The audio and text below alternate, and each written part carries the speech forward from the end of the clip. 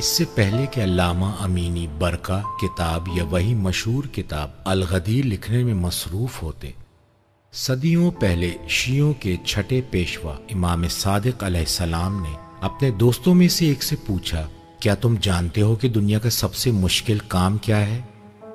جس قدر اس کے پاس معلومات تھیں اس نے ان میں غور کیا، لیکن اس سوال کا جواب تلاش نہ کر سکا تھا۔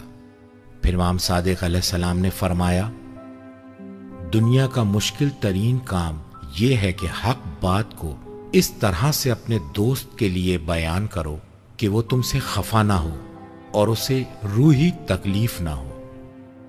اس اعتبار سے علامہ امینی خوش قسمت تھے، کیونکہ انہوں نے شیعہ و اہل سنت کے مابین اصل اختلافی مسئلہ یعنی امیر المومنین علیہ السلام کی ولایت کو 21 جلدوں پر مشتمل الغدیر کتاب میں انتہائی منطقی انداز اور نرم لہجے میں بیان کیا ہے، جس سے نہ صرف اہل سنت برادران خفا نہیں ہوئے بلکہ اپنے بیانات اور بہترین اشعار میں ان کی مدح اور قدردانی کی ہے۔ البتہ ان کے ہم وطن ایرانی معتقد ہیں کہ جب تک والدین کی دعائیں ساتھ نہ ہوں بڑے کام انجام نہیں پاتے۔ بہرحال الغدیر کتاب آغاز سے ہی اہل سنت کے بڑے علماء کی طرف سے پسند کی گئی ہے، جیسے مصر سے محمد عبد الغنی حسن، مصری مجلل کتاب کے مدیر اعلیٰ عادل غزوان، جامعۃ الازہر میں فلسفے کے استاد ڈاکٹر محمد قلاب، شام کے ڈاکٹر عبد الرحمن شیعی الحلبی، مصر سے ڈاکٹر صلاح حسابی وغیرہ نے اس کی تمجید کی ہے۔ اہل سنت علماء نے الغدیر کتاب کے مطالب پر ناراضگی کا اظہار نہیں کیا۔ شاید اس کی اہم وجہ یہ ہے کہ اس کتاب کی تمام اسناد اہل سنت کی اصل اور بنیادی کتابوں سے نقل ہوئی ہے، جن میں معتبر راویوں سے استفادہ کیا گیا ہے۔ یہ بات ایسے ہی ہے جیسے مخالفین کے ساتھ ایک مشترکہ نقطے پر اتفاق کر لینا۔ دوسری طرف علامہ امینی نے تاریخی واقعات کو واضح اور سچائی کے ساتھ بیان کیا ہے۔ اس کے بعد وہ خاموش ہو جاتے ہیں تاکہ مخالف غور و فکر کرے۔ یہ طریقہ یعنی قدم بہ قدم چلنا اور غیر جانبدارانہ تحلیل کرنا حساسیت پیدا نہیں کرتا۔ ہو سکتا ہے کہ دوستی اور دیانت کے حریم کی حفاظت کے ذریعے حق طلب اور روشن فکر انسانوں کو دوبارہ پر امواج تاریخ کے دریا میں سفر کرنے پر ابھار سکے۔ اس سفر کا مقصد کم از کم یہ ہو سکتا ہے کہ ابتدائے اسلام کے واقعات اور شخصیات میں گہرا غور و فکر اور ان کی بہتر پہچان حاصل کی جائے، نیز عالم اسلام کی صف اول کی شخصیت امیر المومنین علیہ السلام کو ان تاریخی جھروکوں میں تلاش کیا جائے۔ الغدیر میں شیعہ اور سنی تنہائی کی گلیوں میں علی علیہ السلام کے ہمراہ ہو جاتے ہیں اور ان کی بلند روح پر لگائی جانے والی تہمتوں، الزامات، جنگوں، تحریفات، کینہ و دشمنی، تمسخر، تضحیک، سختیوں اور اس دور کے ہزاروں دلخراش و وحشت ناک مناظر کو دیکھیں گے۔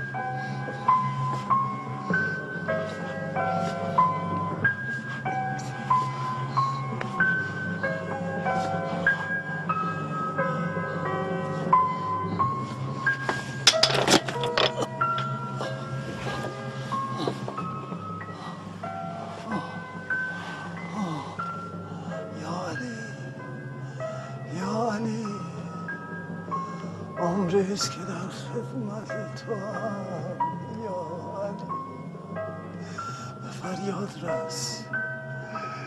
ناد علی مظهر العجایب تجدها اولا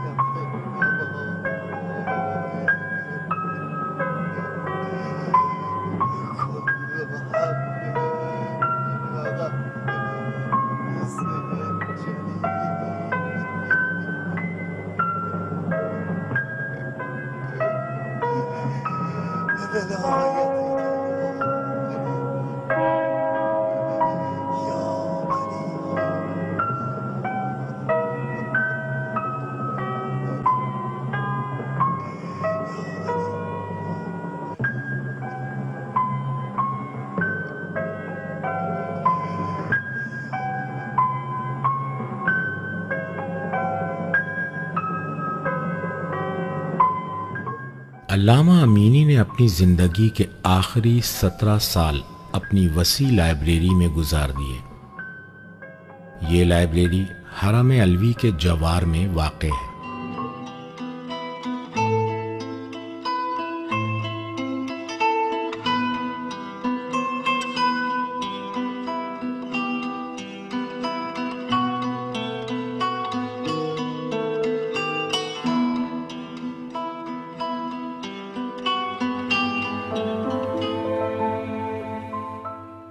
آج ہم نجف پہنچ چکے ہیں، خیابان رسول اکرم صلی اللہ علیہ وآلہ وسلم پر ہیں، جو کہ حضرت امیر المومنین علیہ السلام کے حرم تک جاتی ہے۔ عراقی عربوں کے بقول یہ جگہ مکتب امیر المومنین ہے، یعنی امیر المومنین لائبریری ہے، اور اس جگہ کو علامہ امینی نے تقریباً 60 سال پہلے تعمیر کروایا۔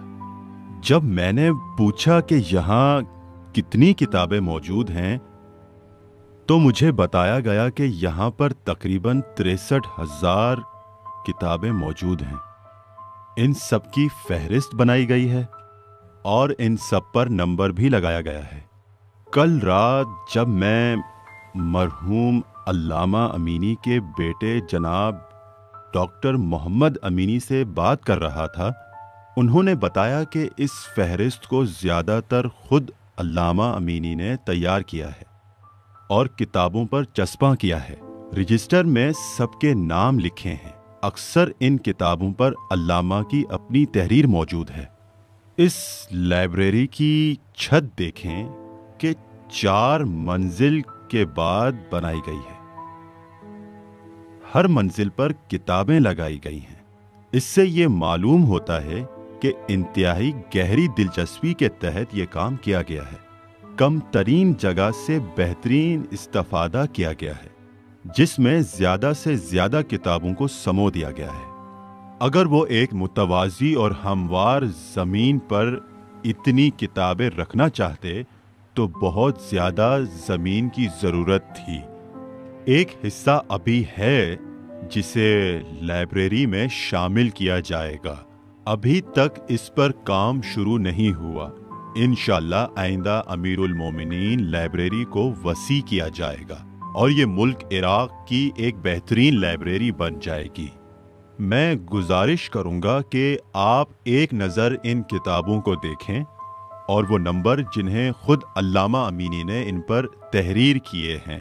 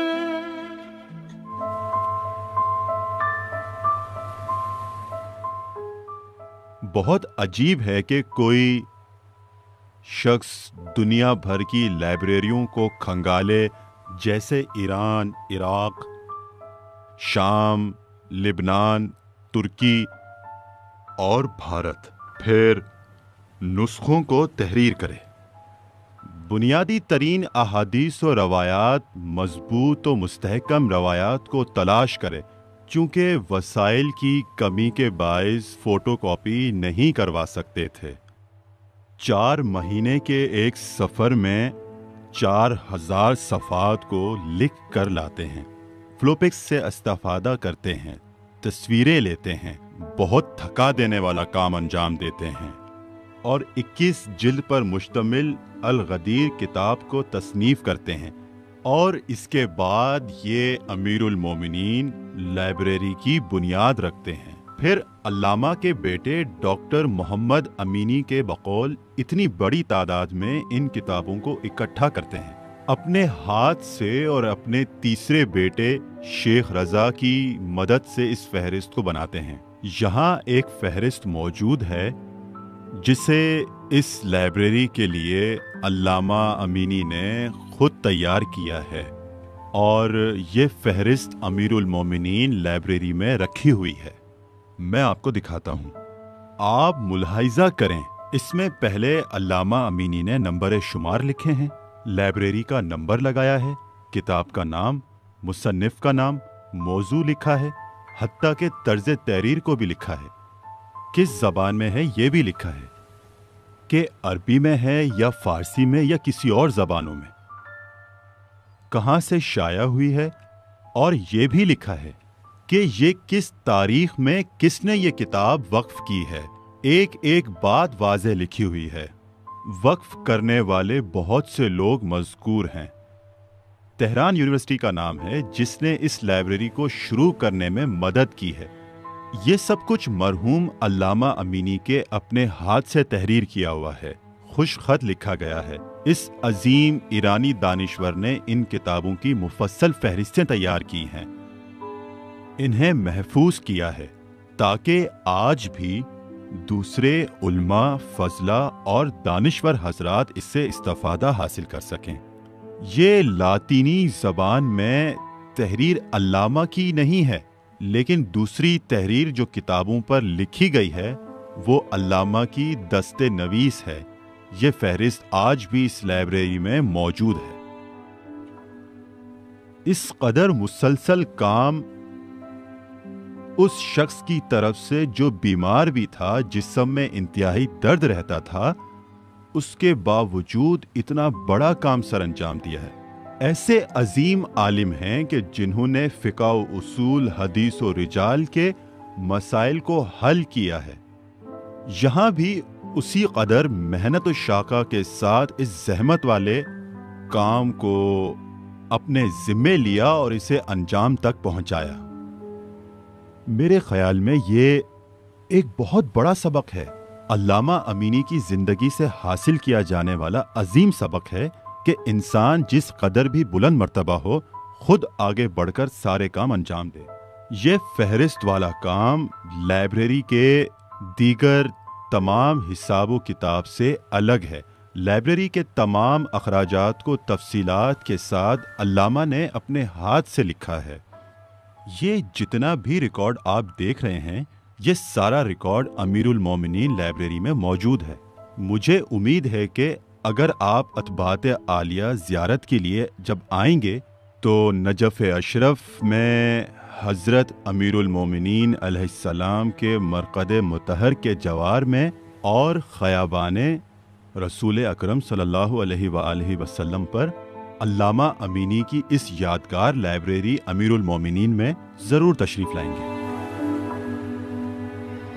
जब तक इस्लाम के सबसे बड़े सरदार के पीछे कदम ब कदम ना चलें, जब तक फातह खैबर हैदर कर्रार के जज्बे में जज्ब ना हो, जब तक बद्र, ओहद, सिफ़ीन व अहज़ाब के सिपह सालार मुजाहिद की इत्मीनान बख्श कुव्वत बाजू को ना देख लें, जब तक नौए बशर के अजीम हकीम के साथ हम कलामी की शीरनी में खुद को मस्त ना कर लें, آفرینش کے خوبصورت رازوں کو نہیں پا سکتے۔ الغدیر میں غدیر صرف ایک بہانہ ہے۔ غدیر ایک بہانہ ہے تاکہ حقیقت و سچائی کے آسمان کی طرف ہاتھ بڑھایا جائے۔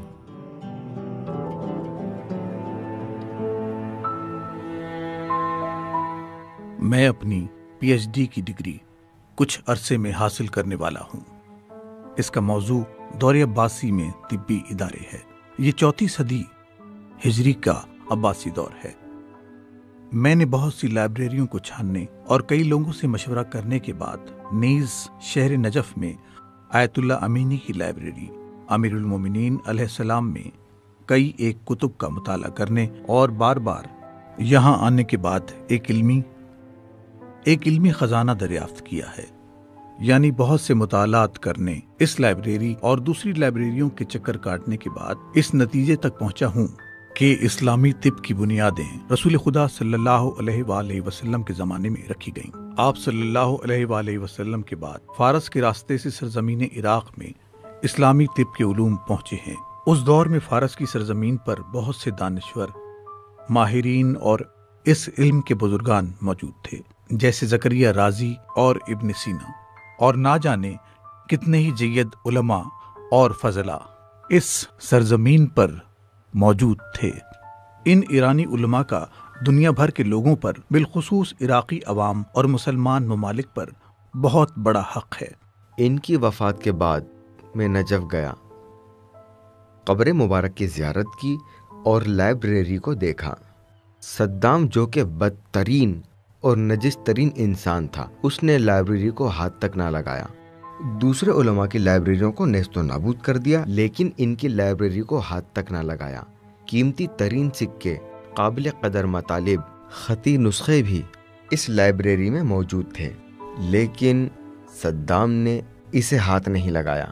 میں نے تبرکاً وہاں بیٹھ کر کچھ مطالعہ کیا، اس لیے کہ یہ جگہ علامہ امینی کے بیٹھنے کی جگہ تھی اور پروردگار نے اس لائبریری کو محفوظ رکھا ہے۔ اس ظالم کے ہاتھ سے پروردگار نے اس لائبریری کو محفوظ رکھا ہے کہ جو بدترین ظالم تھا، آج بھی مجھے علامہ امینی یاد ہیں۔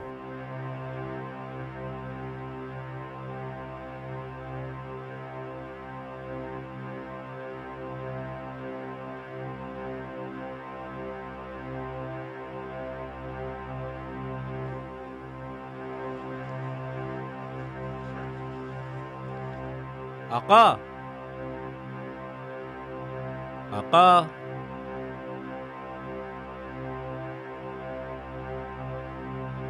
آقا،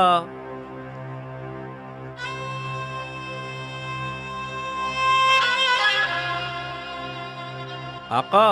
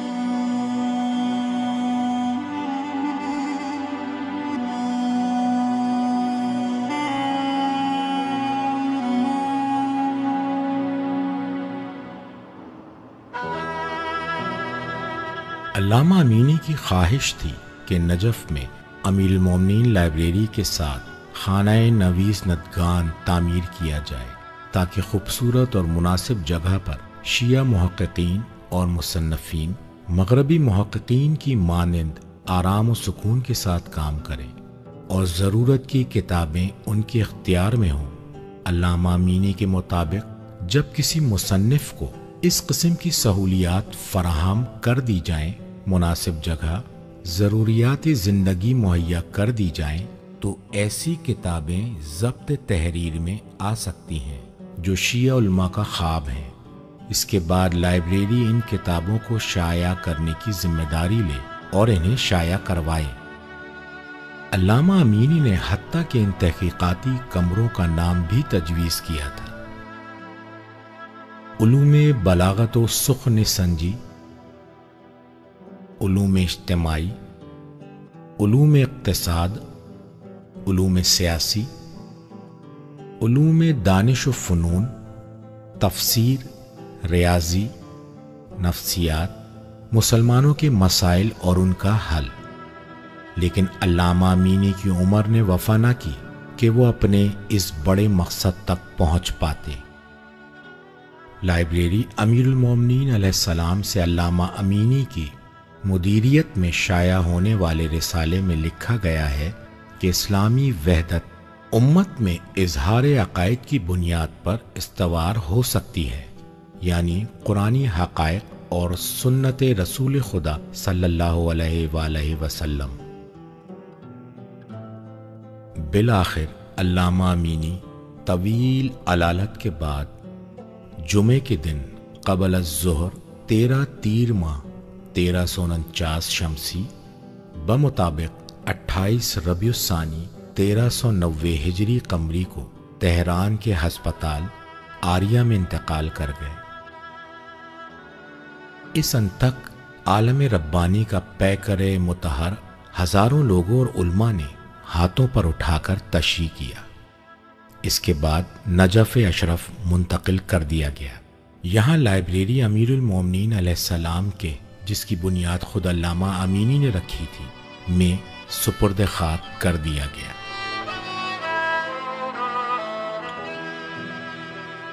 يا كرار حبك صار مثل الدار يجمعنا، قربناك وعرفناك من نخاك تسمعنا. يا كرار حبك